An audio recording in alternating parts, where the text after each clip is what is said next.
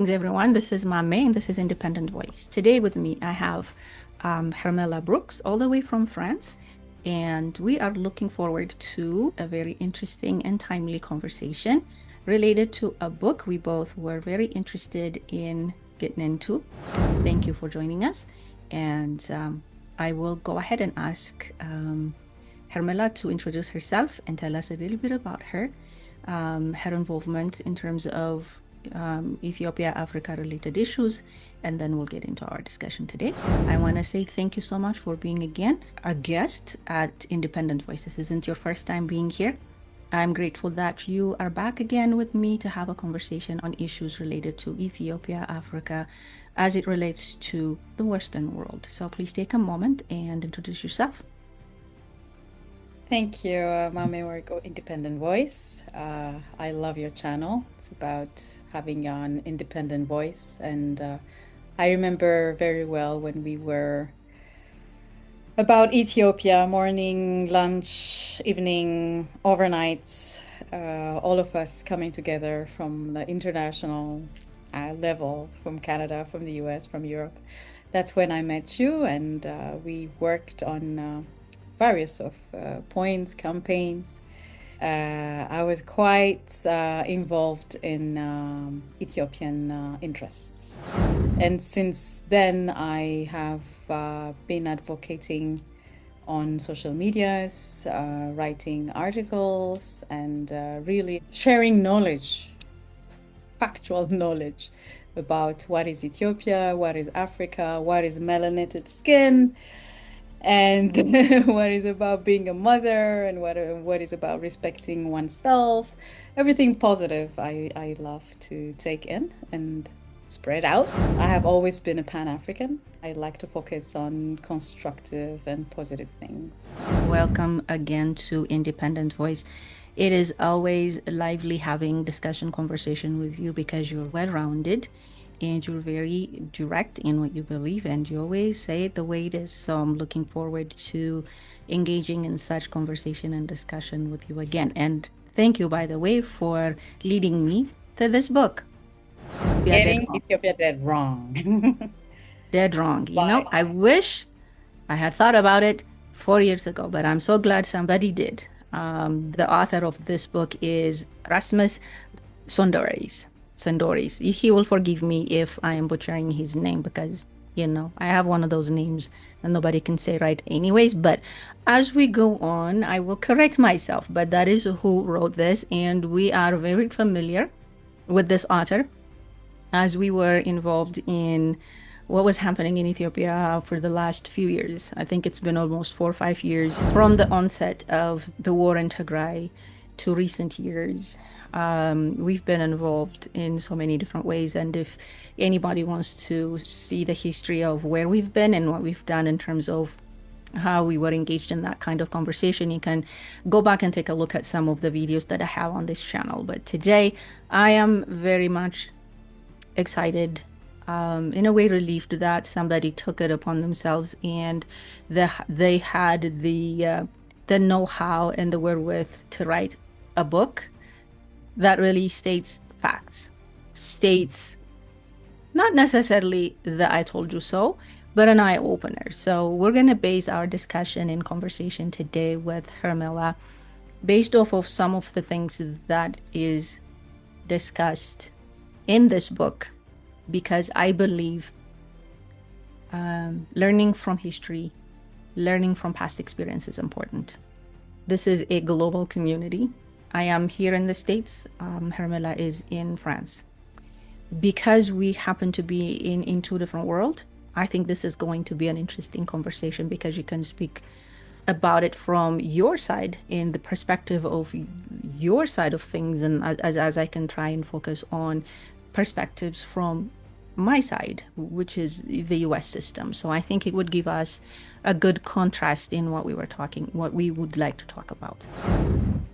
This book is leading me to want to talk about proactive discussions, forethoughts.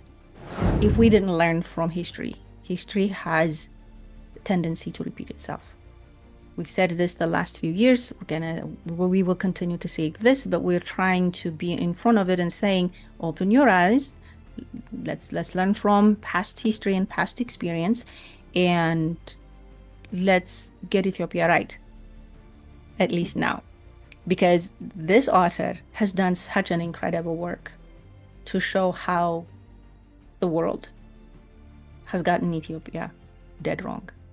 I don't have to say it. I'm not the only one to say it. We've been trying to say it. Now we have somebody else echoing the same sentiments that we've been trying to highlight. So once again, I'm so glad you're here, Hermela, because I know your heart. I know the angle that you come at when we talk about certain things like this. So the bottom line of our discussion today is what is it that we're learning? Like, what are the things that we're saying the world has gotten Ethiopia dead wrong, and we need to talk about it.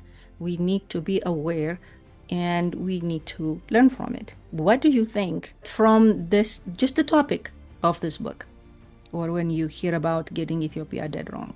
What comes to mind?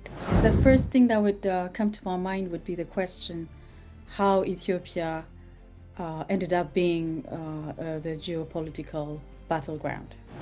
Ethiopians know better who Ethiopians are, what Ethiopia is about, what Ethiopia is going through, what Ethiopia envisions, and what Ethiopia has challenges, political, geopolitical, and socially speaking.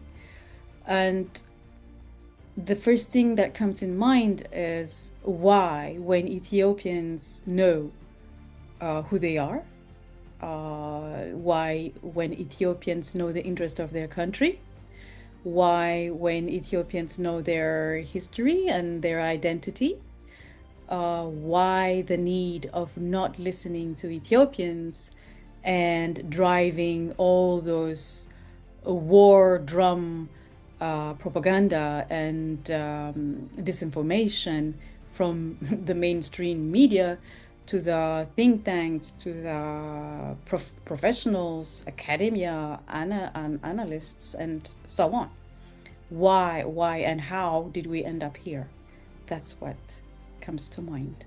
That makes sense. And I'm going to go ahead and kind of take us to some of the things that is discussed here by this author, which is the point you highlighted. It talks about how the Western politicians or the Western world chose to listen to people that did not necessarily have the foresight of what Ethiopia or Africa is about, the people that did not have the context of the complexity of Ethiopia's background, people that did not necessarily come from a place of objectivity. Those were the people that amplified whatever little information they have, or whatever place they get it, they just amplified it because that was what was consumable. That was the one thing that the world was willing to consume, and that's where they focused. And that's how come I feel like Ethiopia was put on the chopping block. Ethiopia was prodded, Ethiopia was denigrated, Ethiopia was painted as this warmongering, always in crisis, never at peace type of country. I'm not dismissing the fact that Ethiopia has had enough crisis, right? Where I'm focused right now is if we could just look back the last 4 or 5 years, especially since it's recent experience. In the recent years we went through a war with Tigray before the Betrayal agreement, and that whole change that is coming into. How did the world got Ethiopia dead wrong? Because one of the things, or some of the things that caught my attention, is this book is highlighting and echoing the same things that we were saying. You've gotten it wrong. You're getting it wrong, and you are cornering Ethiopia in a way that is not necessarily fair and equitable because of where that information was coming from, political interests, let's just say that, power, and all the different things that the rest of the world seem to have over Africa and over Ethiopia, right? You see, Ethiopia has a very strategic importance. Why Ethiopia? You know, why you are really getting Ethiopia dead wrong. First off, Ethiopia is in the crossroad of between Africa and the Gulf and the Oriental world. It's really the crossroad. You can check the map. You see that Ethiopia is in the Horn of Africa. So please don't consider Ethiopia just extrapolating it from the world, but put it in its right place. It's really in the crossroad, okay? So it's very strategic, first off. Then, okay, what are the resources of Ethiopia?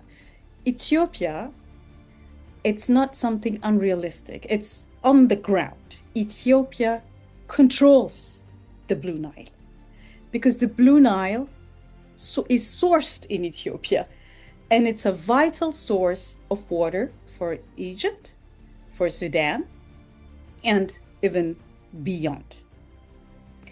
So it's a water tower for the region and beyond. The other third strategic importance of Ethiopia is that Ethiopia is the home of African Union. So the other strategic importance is the diplomatic aspect.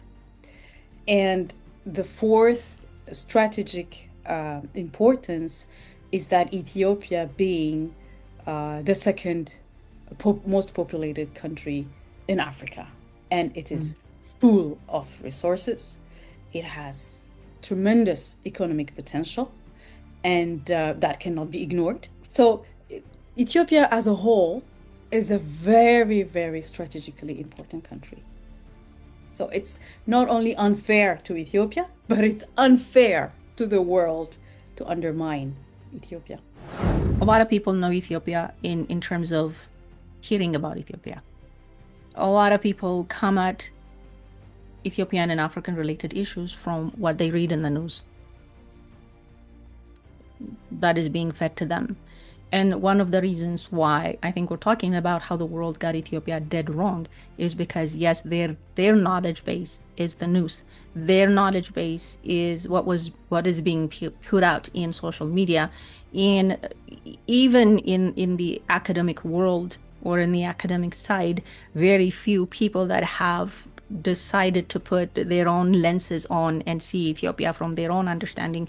So it is not only unfair for Ethiopia, it's unfair for the world to have such a distorted image of Ethiopia altogether. And placing the strategic importance of Ethiopia economically, geographically, in all the different ways, I don't know how many people would take the time to really fully understand that. So in the beginning of this book, he does talk about how people lack understanding and knowledge of the contextual background of Ethiopia. So they're running with a very limited background, limited knowledge, which is headlines. He says here, towards the beginning of the book, I assumed that my own cultural realm, the world's strongest democracies, and our free press would, by and large, have the back of an elected government against an authoritarian aggressor. This overestimated the power of context analysis and underestimated the single story about Africa. The facts are appalling, enough without exaggeration. Genocide became an activist mantra and a media buzz, but failed to become an official designation. And, in fairness, the most knowledgeable diplomats privately shared our perspective and worked behind the scenes to soften the betrayal of Ethiopia. Talk about betraying Ethiopia. I mean, the feeling was there. You and I were in the fiery furnace during those conflict years. And the betrayal was so real because we know the facts. We know what's happening on the ground, except what was being put out. was totally different. It was distorted. And he uses the phrase betraying Ethiopia. Remember those years? What comes to mind when you hear that? Back to our last emperor's speech at the UN when he had to flee his country for the second time, by the way. Ethiopia was confronted to that situation of being invaded by fascist Italia. And the speech he gave at the UN headquarters reminded me that how Ethiopia stood alone, was already betrayed, but made it through. So Yes. that, as our history, really kept me hanging on, kept me hopeful, kept me energetic in the engagements I had, and I shared with my other real Ethiopian-hearted people. We contributed to make campaigns, to write letters, and so on. So what comes to mind is, it's not, to me, is that for Ethiopia, it's not the first time that Wow. this nation was betrayed, and it's not the first time that this nation stood alone in the front of the world, alone, to face. And it wouldn't be the last. It wouldn't be the last. That is why we're having this conversation today. If we didn't learn from past history, history has a tendency to repeat itself. Because some of the people that very well knowingly betrayed a country are facing the result of their actions. Some of them are in jail as we speak. When we were going through such atrocious time in the history of Ethiopia, being betrayed, first of all, by its own people, and then the world, it was the hardest time for anyone to really understand the depths of it. I want to point something out here.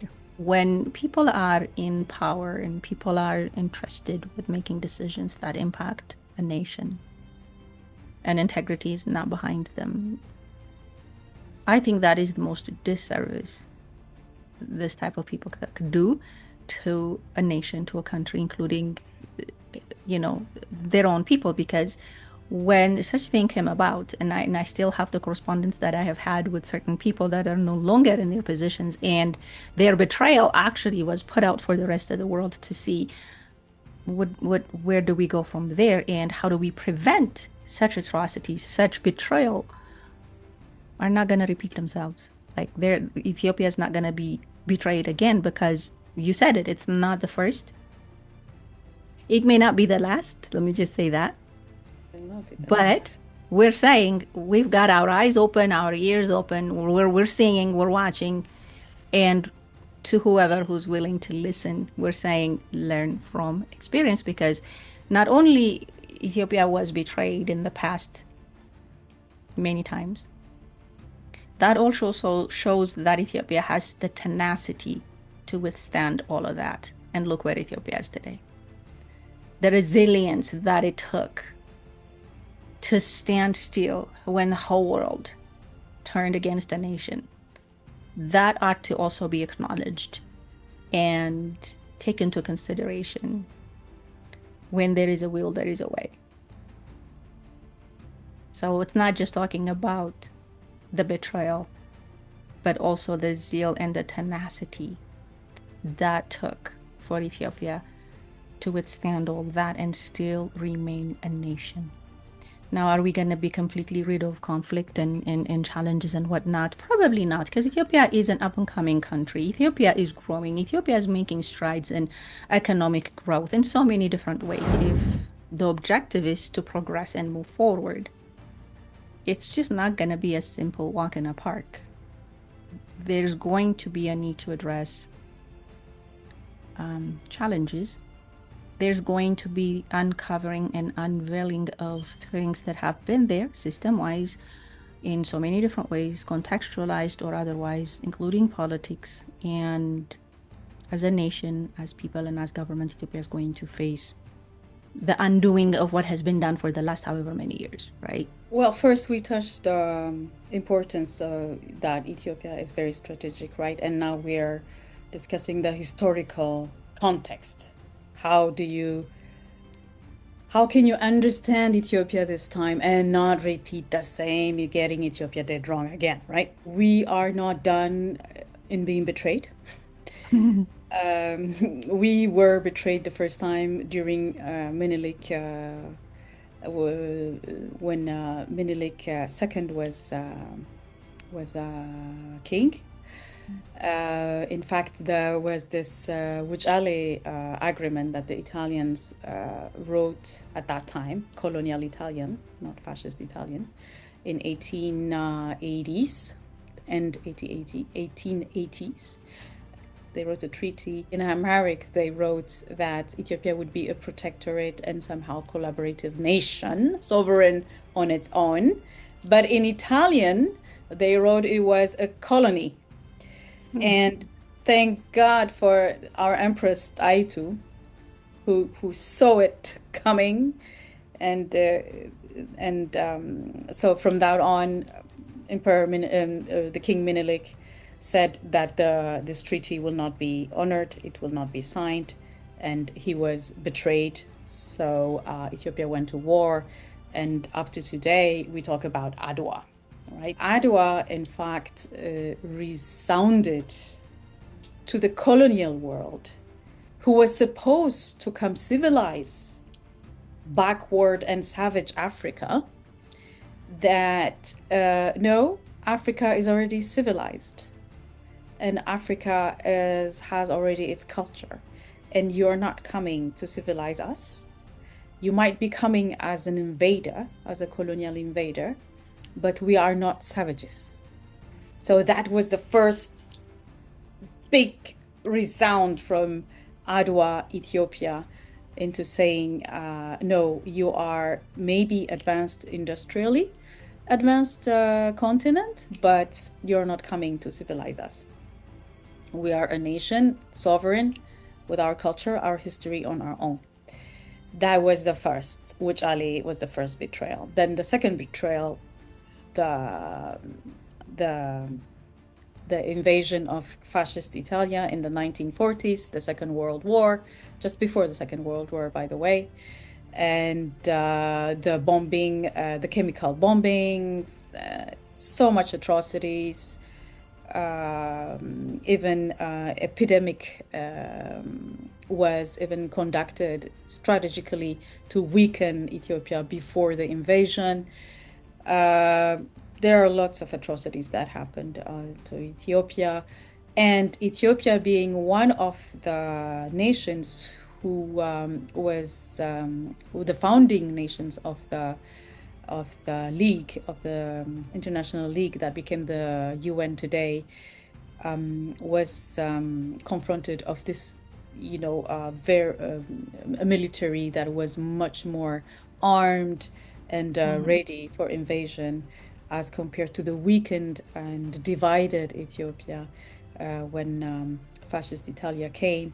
The emperor at that time, Haile Selassie, had to flee to London, but then he delivered the message at the UN saying, we are invaded, we are part of the League of Nations, you have to come to our rescue because this is an illegal and inhuman invasion.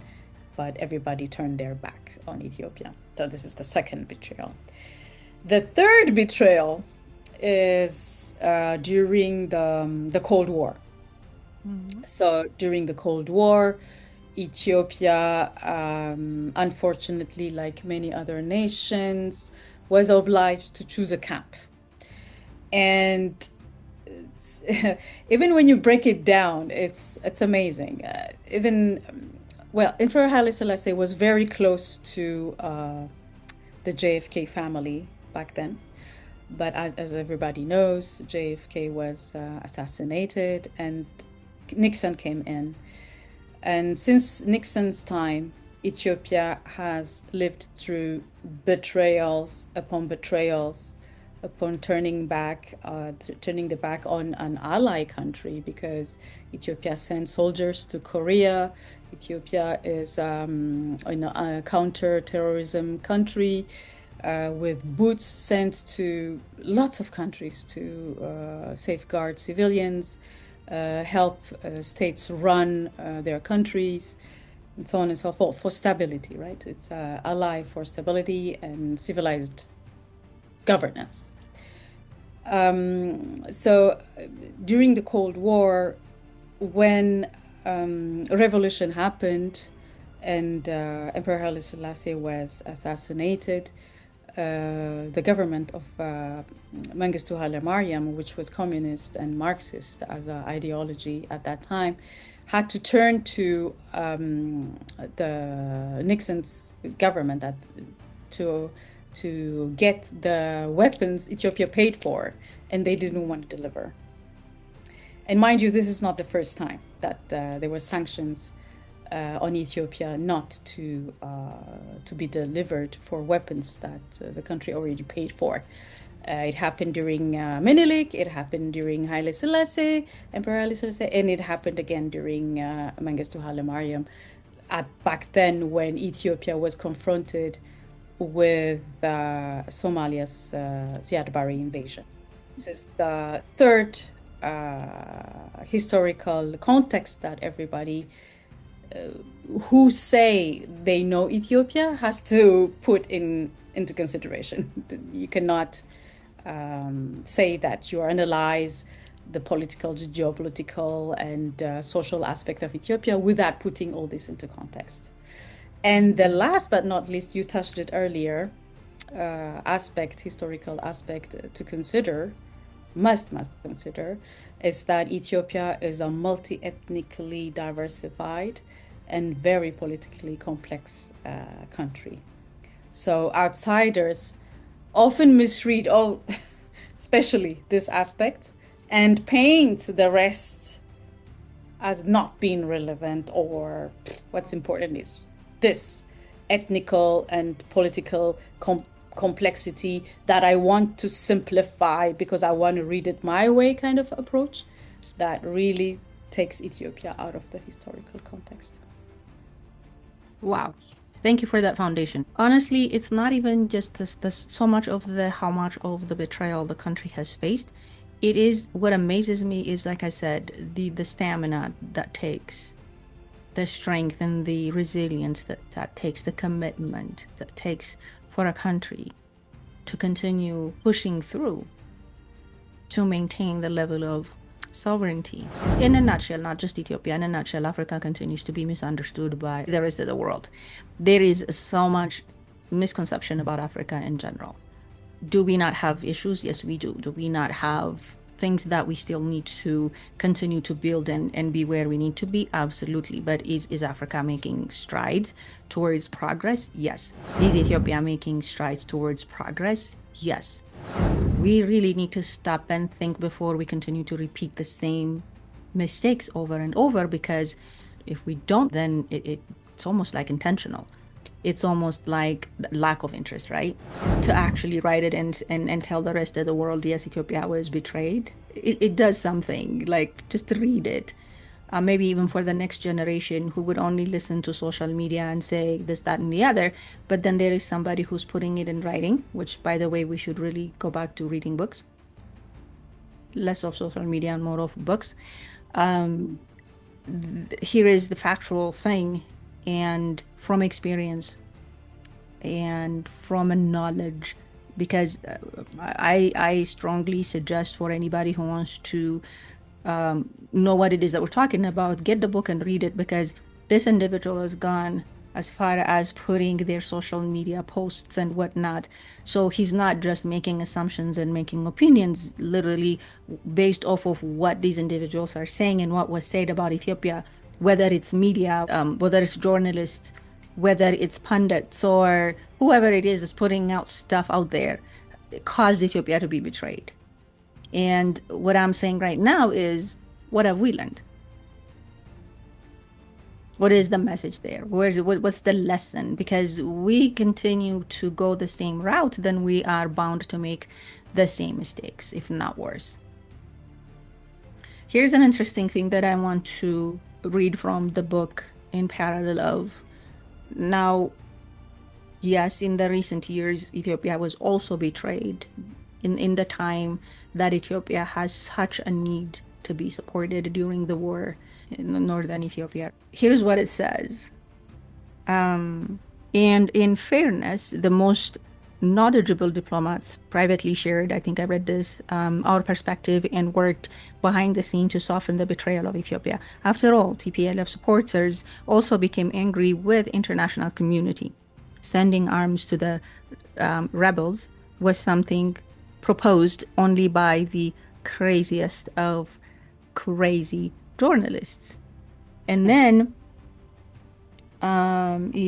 it talks about, it says here, a paralyzing fear of standing with Ethiopia was instilled by big media trumpeting the stereotype of savagery on the dark continent.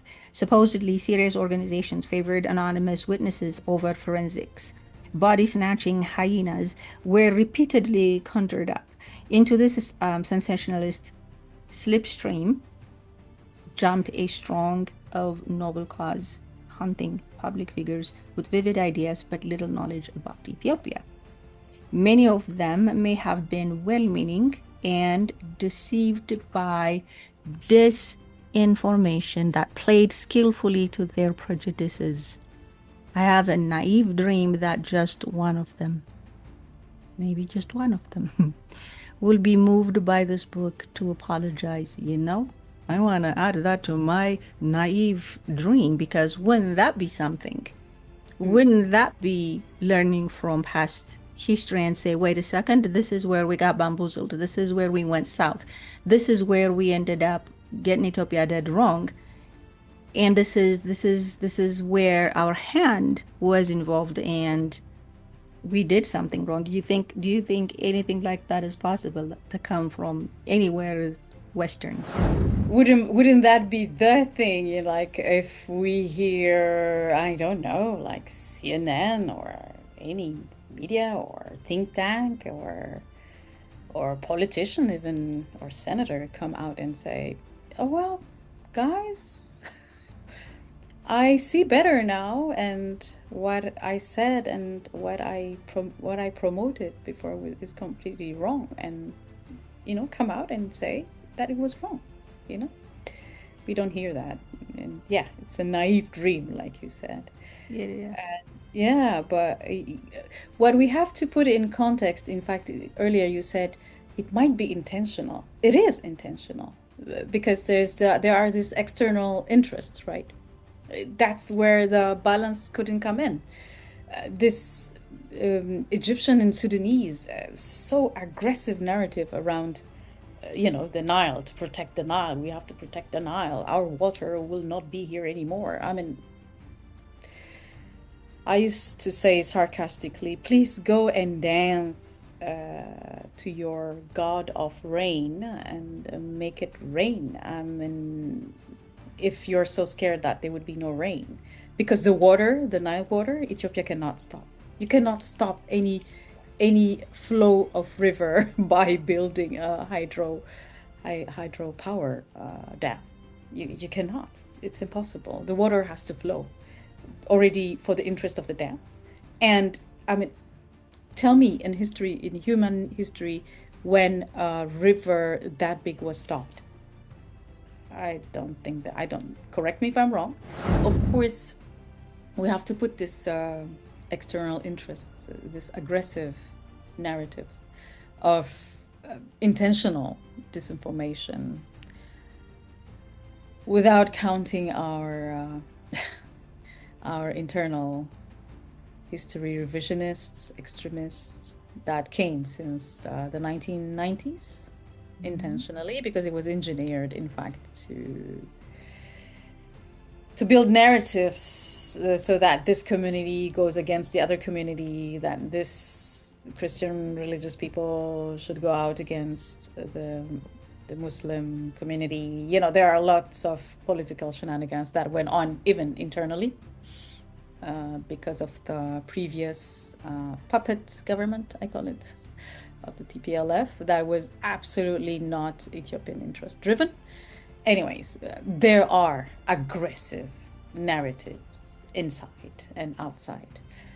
And at the same time, you see the US is also focused on this counterterrorism, and oftentimes they oversimplify politics, you know.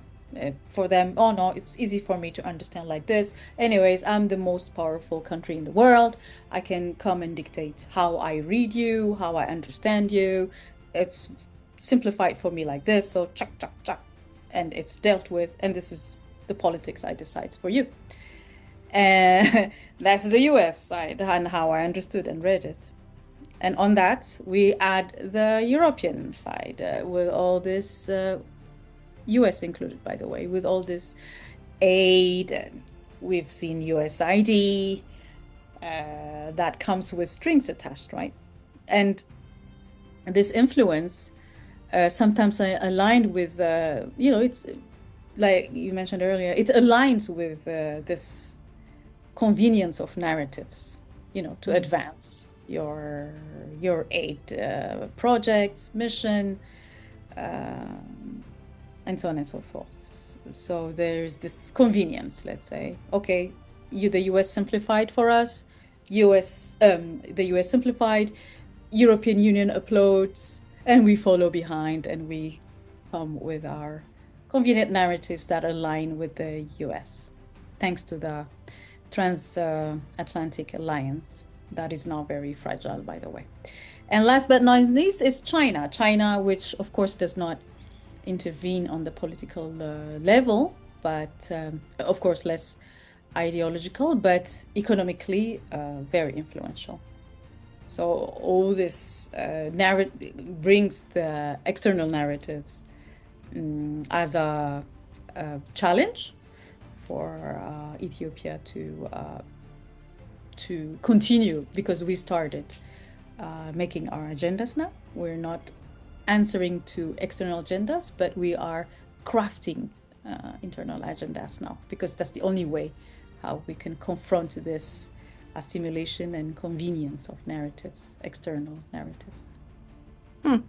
Interesting. So instead of following, actually creating our own narratives, which when we started this conversation, the reason why I wanted to zoom into this book is because we all know that agendas being set and narratives coming, we could see that they're brewing out.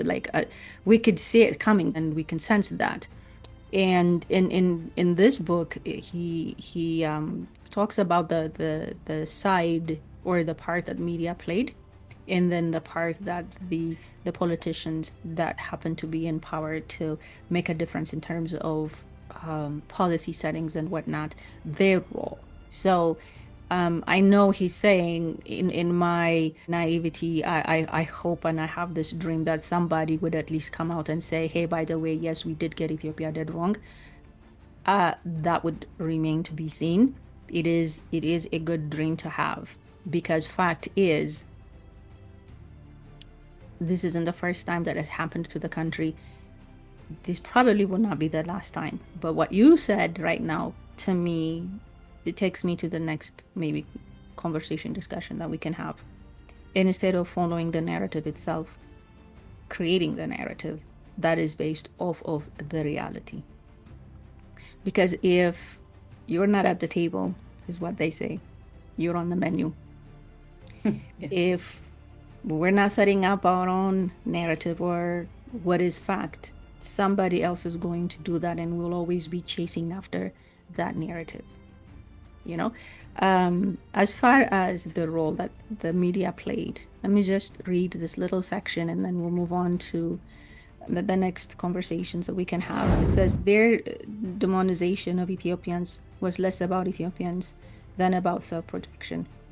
They pontificated about peace, while passing off the alternative to war as extermination. They waxed indignant about hate speech, while saying the enemy is a genocidal rapist.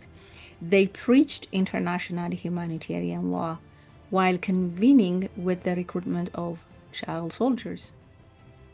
They fancied themselves as championing minority grievances while siding with extremist ethno-nationalism. They radiated charitable zeal while pushing for the misery of some of the poorest people in the world. This, I think, is very powerful. It's almost like painful to hear, because that's exactly what was the reality for Ethiopia. It's almost like speaking out of both sides of your mouth is what they say. Like you say something, but then it means two different things. They were coming across as such, but in the back of it, their actions said something else. And as much as of a voice we were trying to be, that voice did not necessarily carry any weight to any of them, even from a humanitarian or a human aspect of it. The media has played a great role. Media will continue to do what media will. But once again, the only way, I think, the only way that we can lessen the impact of such betrayal is to be in front of it. We needed to be proactive and not reactive, because we're fixing to be reactive all over again.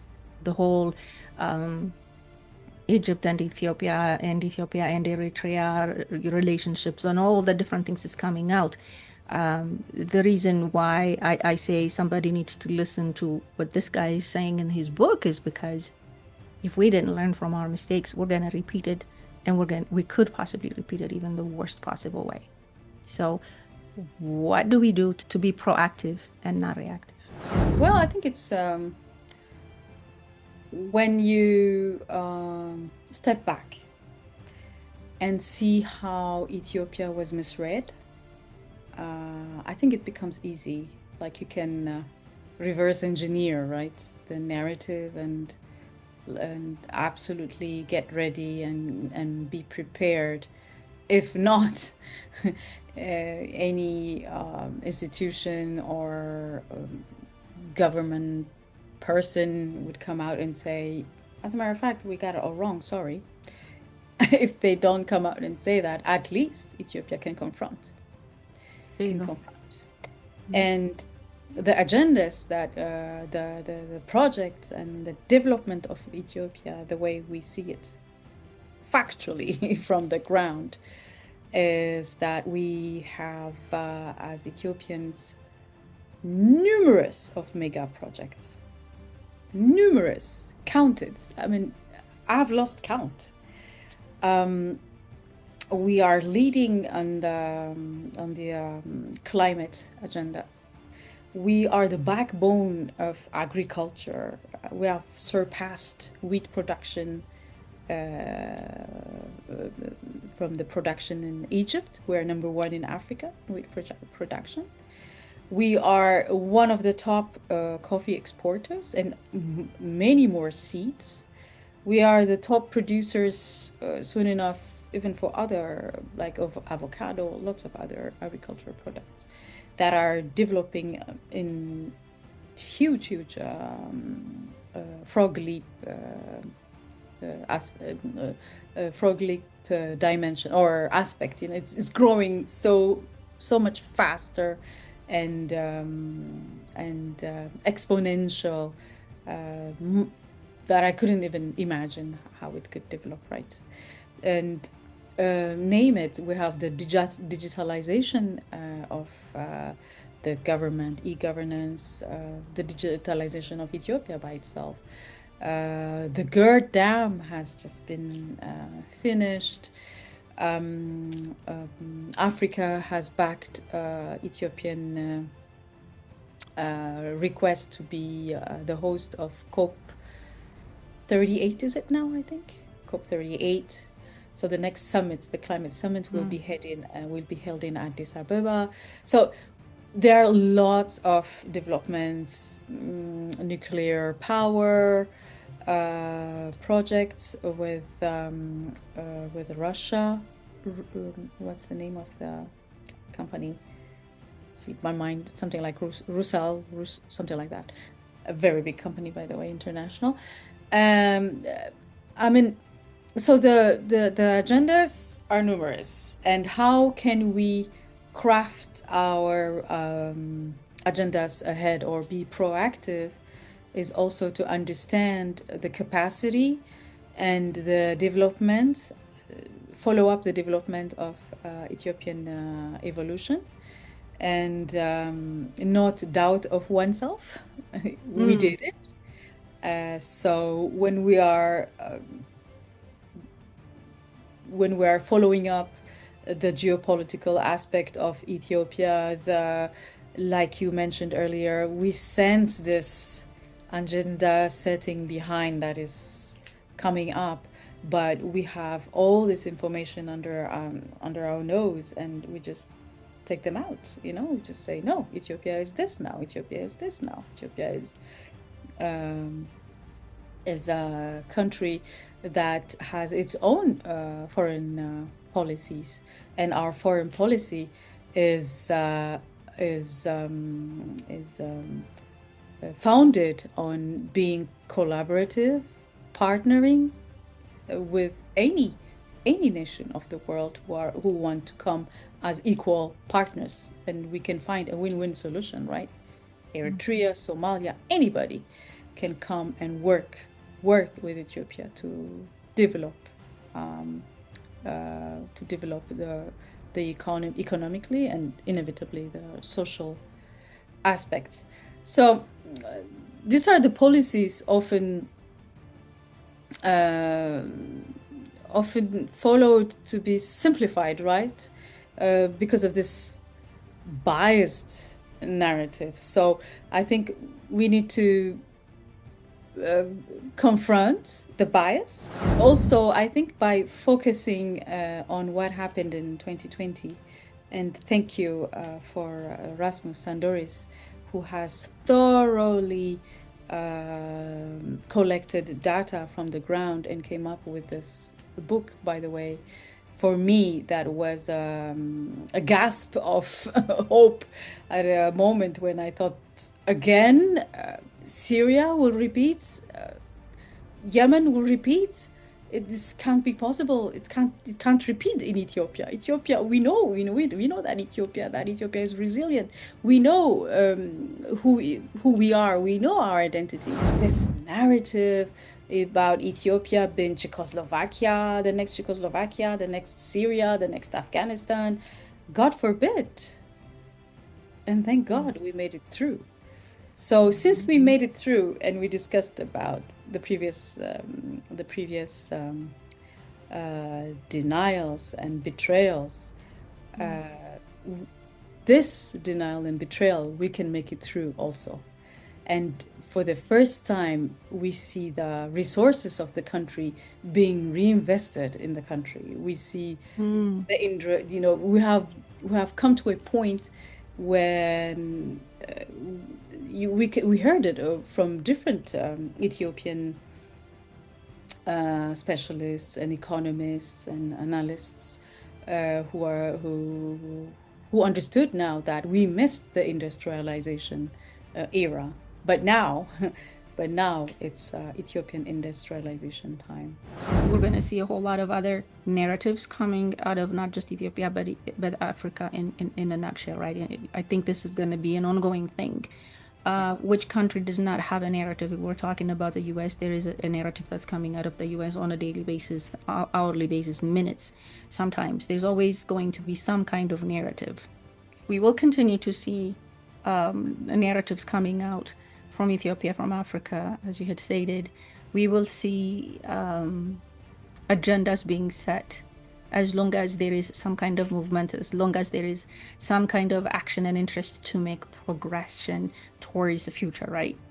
And what we just talked about in the little clip that I had read before he responded to is how the media contributed in setting the agenda, setting up Ethiopia for such betrayal, that Ethiopia had to really withstand that much betrayal when their actions supported totally against what it is that they were the narrative that they were setting up, correct?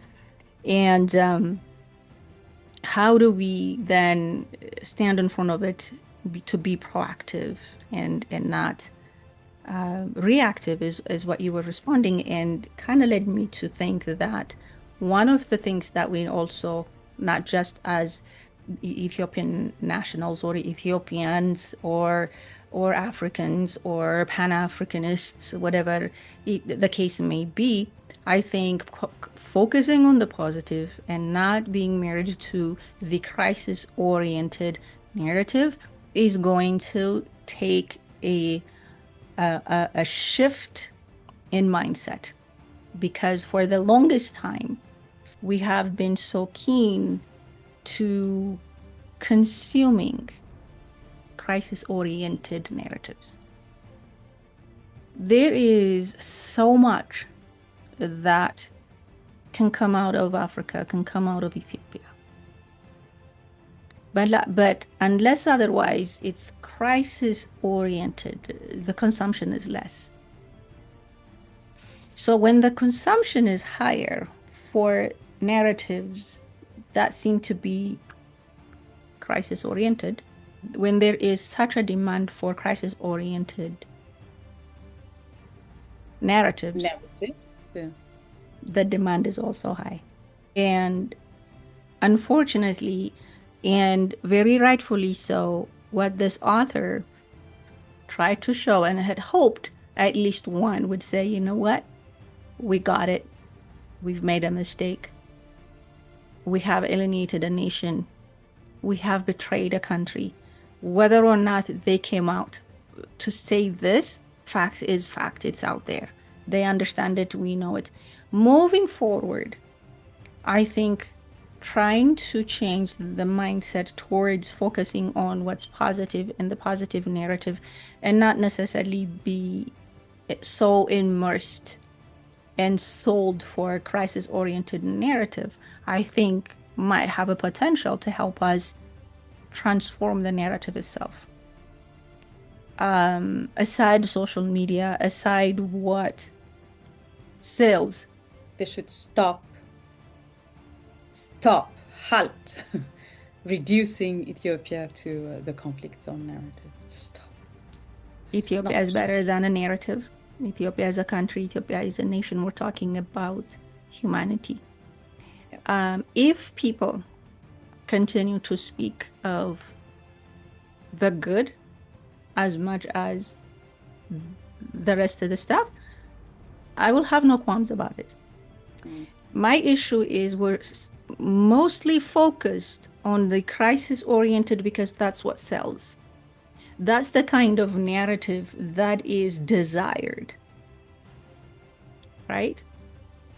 I mean, it's a case study, right? 2020, 2023, Tigray, right? Tigray war. It's just amplified. This is a selective reporting and disinformation, right? You are selectively amplifying this, and you're not mining the rest. If the consensus or if the advocacy is for human life, to me, human life anywhere matters. Human life everywhere should have that same voice. I think, to me, balancing is important. As much as we're casting light in what matters, cast light in all the areas that matters. So when there is good, acknowledge the fact that there is good. When there is bad, acknowledge the fact that there is bad, right?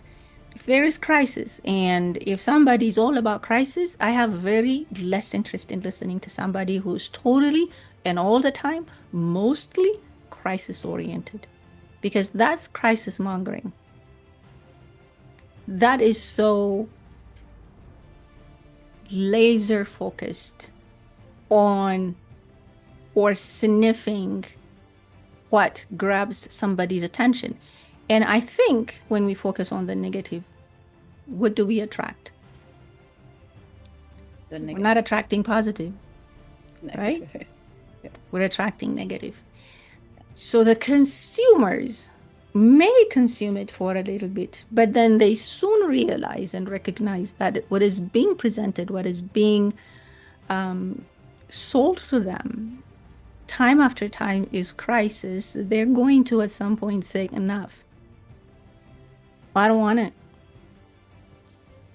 Because hopefully they will come to realize that their understanding is now biased, it's not balanced, it's reactive and not proactive. Okay, as much as there is evil in our world, we all know that there is evil in the world. No country is free of corruption, because this book talks about the same people that sold out Ethiopia, the same people that cornered an entire nation into resolution, into sanctions, into statements were concerned about Ethiopia, this, that, and the other. Now they're facing jail time. So we've been trying to be a voice. We've continued to try and be a voice.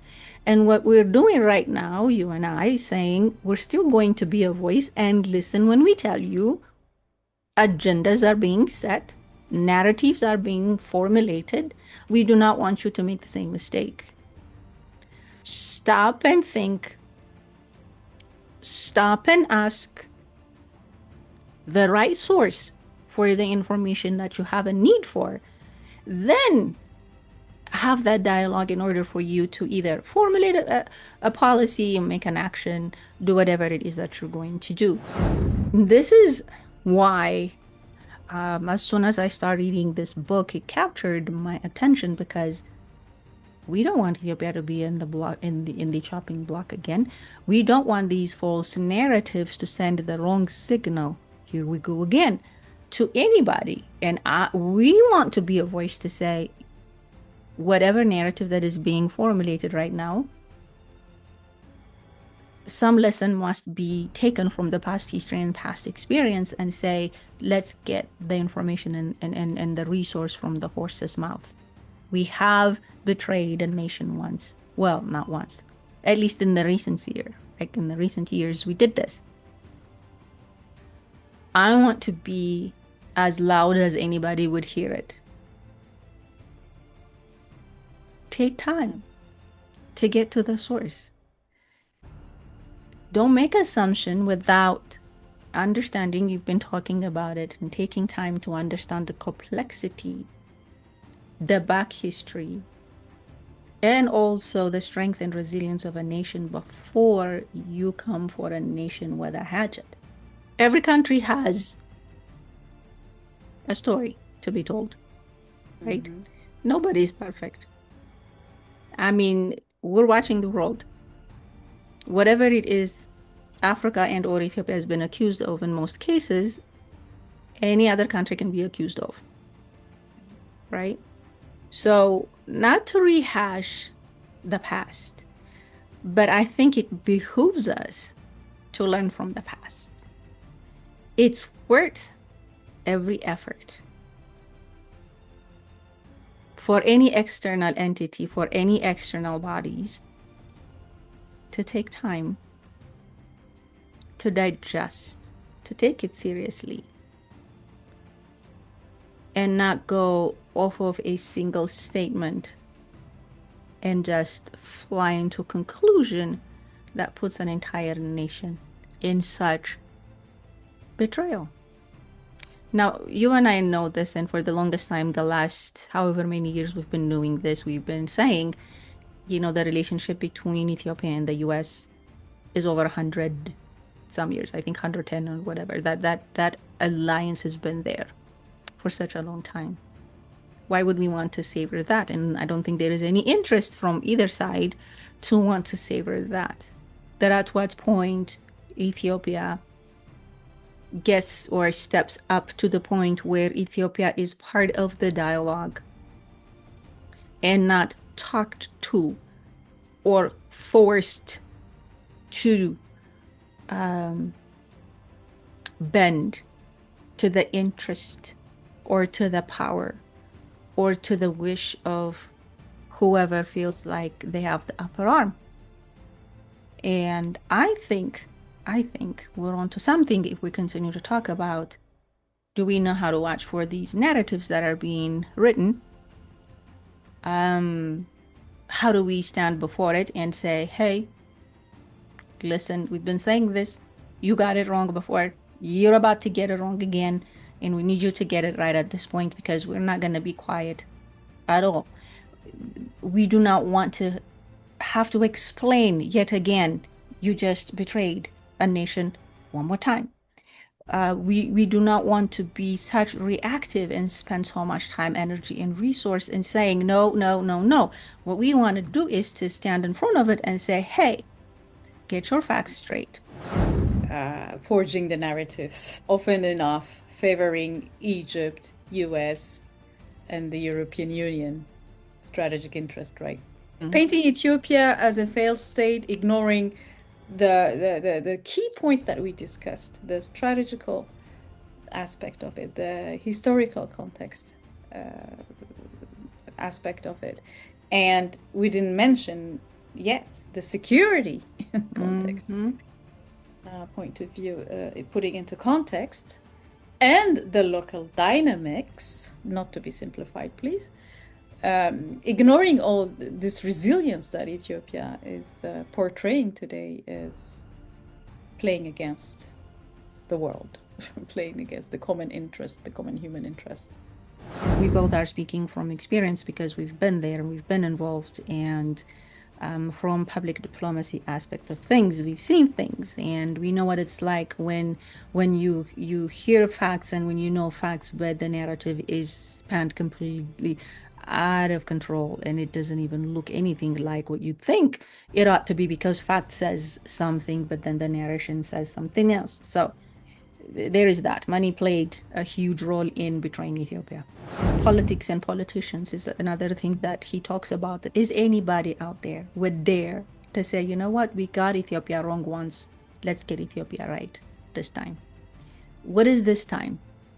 Well, we all know Ethiopia is interested in growing economically. Ethiopia is interested in, you'd mentioned it, security. Ethiopia is turning corners. Ethiopia, in terms of economic growth, is doing phenomenal. Ethiopia has done an incredible amount of revitalization. That is your example. When monies go where they need to go, that's the kind of impact you see. And I have had conversations with policymakers, elected officials that had made a statement in the past to say, well, you know, the US is the biggest donor to Ethiopia. And I'm like, sure, we believe it. But have you ever asked as to where that money was going? Because if it's been the fact that this much money is being poured to Ethiopia for the last 30 years, Ethiopia would have been remade twice more for that much money. Why would Ethiopia then remain in the state that Ethiopia was? There is a disconnect there.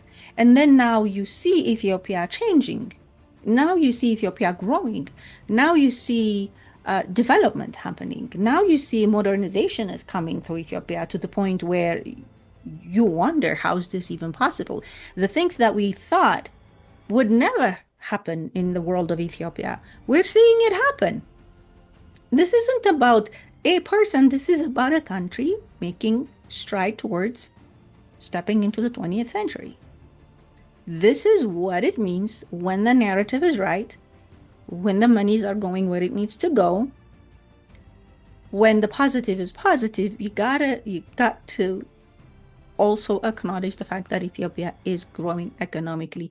Ethiopia is doing a whole lot of other things. Do we still have challenges? Yes. Do we still have issues? Yes. Are we seeing like narratives are being formulated? Yes. And I'm going to say this until I cannot say it anymore. We need to learn from past experiences and not betray Ethiopia all over again. And I don't mean this just external people. Meddlers. Thank you. But also internally. Yep. Okay. We need to be watchful. We need to be cognizant of what comes from internal Ethiopia, as well as what is being echoed back. In closing, I'm going to read something to you. This is going to be an interesting one. So it says, Despite the heartbreaking sacrifices borne by her children, strong and single-minded Mother Ethiopia survived this attempt at her life. She has become wearier, but remains friendly. It is high time to respect her and make amends. I mean, come on now, don't you feel like you're reading a Bible? One way is to give aid. Even better are trade and investment. I couldn't say it any better. But most important is understanding, so as not to do it again. I think I'm going to read the section over and over again. This, I would have put it at the back, in the middle, and up front. This is the statement that I want to echo again and again. As he is saying, getting Ethiopia dead wrong, I think he got Ethiopia dead right. Because what he's saying is, you couldn't get it, you couldn't find it in you to say, we apologize. The least you can do is understand. This is a country that stood so many hurdles, so many challenges, and has the stamina to continue to stand, and not just stand as a country, as a nation, to progress and grow as fast and as advanced as Ethiopia is right now. We can dismiss all that. I mean, we can. But fact says Ethiopia is leading the way to economic growth. Let me just say this again. This has depth, let me tell you. Despite the heartbreaking sacrifices borne by her children, strong and single-minded Mother Ethiopia survived this attempt at her life. Now, if I had said this, people would think, or, you know, listeners would think, of course, Mommy, you're going to feel this way because you are from Ethiopia. This is not an Ethiopian person, but this is somebody who lives in Ethiopia, who knows Ethiopia, has been in Ethiopia, and experienced the life in Ethiopia, to say Ethiopia has survived the attempt in her life. It's just, let's allow that to sit in just a little bit. The attempt was in Ethiopia's life. Imagine that. To snuff out life altogether from Ethiopia. It was an attempt to dismantle Ethiopia. Well, Ethiopia has done it again, and Ethiopia will continue to do it again. And then this is a message that is being reflected to the world. Yes, it's true. Ethiopia has become weary of what's coming at her. Ethiopia has been brought to her knees. But guess what? But remains friendly. See? I mean, come on now. This to me is very, very important and very strong. Ethiopia did not respond or avenged in the way stuff was coming to Ethiopia. But Ethiopia remained friendly and kept alliances with those, even though were betraying their alliance to Ethiopia. It is high time, come on now, it is high time to respect Ethiopia and make amends. I wish I could say this from a mountaintop. It is high time to respect Ethiopia, because Ethiopia continues to be strong and continues to remain resilient. It is high time to respect the willpower this nation has to remain a nation, a sovereign country. Even better, he says, how about allowing Ethiopia to get back into trade and investment? How about that? I have done a video on this channel where I talked about the new tariff system and what it means to Ethiopia. And I'm like, how are you going to attach this much tariff to a country who just went through a 4-year-long war? How do you do that? I mean, Agua is gone. No worries about that. We're not even fighting that. They didn't even renew that. So it's not just Ethiopia that is being impacted by that. Anybody and everybody that has benefited from that is no longer, right? But how about making it possible and allowing this up and coming country to participate in trade and investment? How about allowing Ethiopia to do what Ethiopia sets out to do? How about that? But most important is understanding. You see that to me, that screams a lot. Understand Ethiopia. Ethiopia is not the West. Ethiopia is not the US. Ethiopia is Africa. Ethiopia is Ethiopia, and Ethiopia comes from the context of Ethiopia. You cannot handle, we've been saying this, you cannot handle issues of Ethiopia from the mindset of Western, right? We're not going to change who we are. We're not going to change faith just because somebody says my way is better. My way is superior. Says who? So right here, thank God for somebody who can in print put it.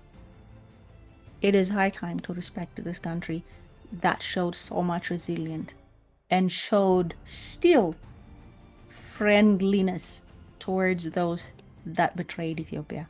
This is something that needs to be said over and over.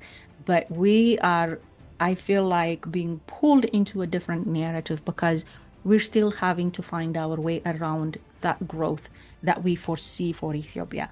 Ethiopia is not done growing. Ethiopia just started. Watch out. Ethiopia just started, right? To me, this is just the beginning. This is just the beginning. What an exciting time to live. This is a moment where we are unapologetically Ethiopian. Unapologetically. So here is again from me and Hermela. It is high time that Ethiopia is recognized for the country and for the people that showed so much resilience, even in the face of betrayal. We are not a machine of negative narrative. I am encouraging, I am calling out anyone who wants to say and do anything. Balance. You can knock yourself out talking about all the different things that's happening. It is not my place to tell you otherwise.